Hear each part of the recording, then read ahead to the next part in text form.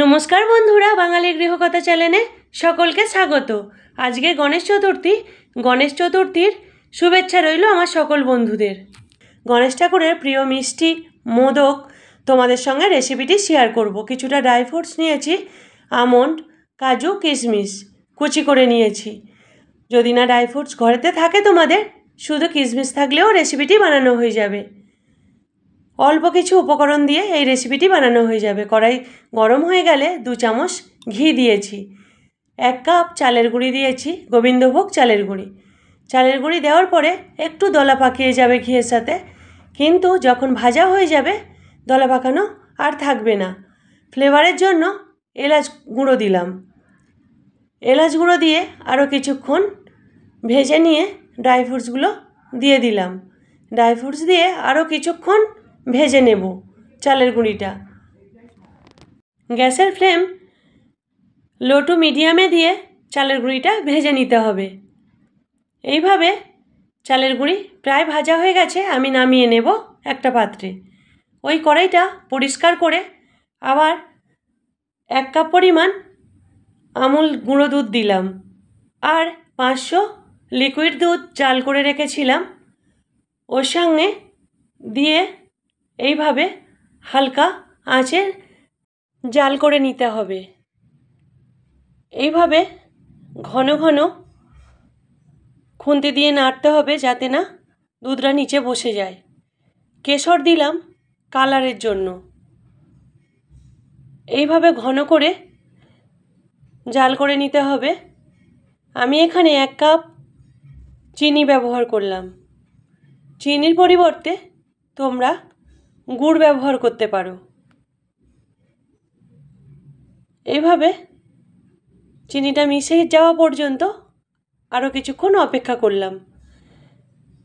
দুধটা প্রায় ক্ষীরের মতো হয়ে এসে এলাচ গুঁড়ো দিলাম।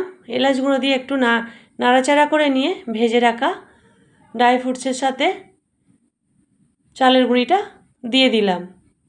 দিয়ে এইভাবে গ্যাসের ফ্লেম কিন্তু মিডিয়াম টু লোতেই রাখতে হবে। এইভাবে দুধের সাথে চালের গুঁড়িটা অ্যাবজর্ব করা পর্যন্ত নাড়াচাড়া করে নিতে হবে। এবার নামিয়ে নেব।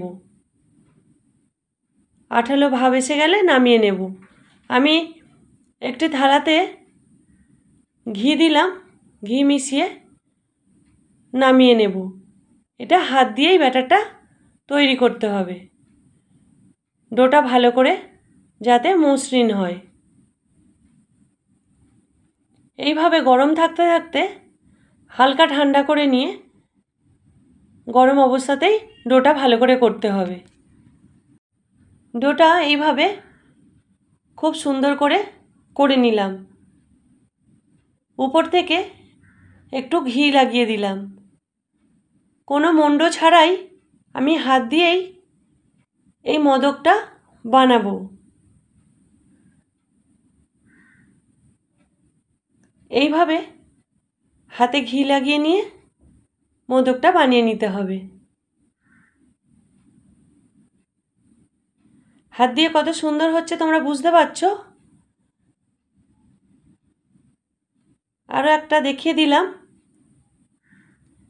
দেখো আমার সবগুলো হয়ে গেছে। এবার একটা কাঁটা চামচ দিয়ে এইভাবে ডিজাইনটা করে নিলাম। আরও একটা দেখিয়ে দিই। এইভাবে ডিজাইনটা করে নিতে হবে। সবগুলো করে নিয়ে উপর থেকে একটা করে কেশর লাগালাম আর ফুড কালার দিলাম। কালারটা অপশনাল, তোমরা চাইলে নাও দিতে পারো। আর আমন্ড কুচি একটু সামনে থেকে দিলাম ভালো লাগার জন্য। আশা করি তোমাদেরকে বোঝাতে পেরেছি। প্রথমে দেখে মনে হবে অনেক কঠিন এই রেসিপিটি, কোনোই কঠিন নয়। একবার বানালে বারবার বানাতে ইচ্ছে করবে। তোমাদের একটা কেটে দেখালাম, অনেকটা সফট এবং সুস্বাদু হয়েছিল। আমি গণেশ ঠাকুরকে ভোগ চড়িয়েছি। তোমরা কমেন্টে বলো কতগুলো মোদক বানিয়েছি এখানে।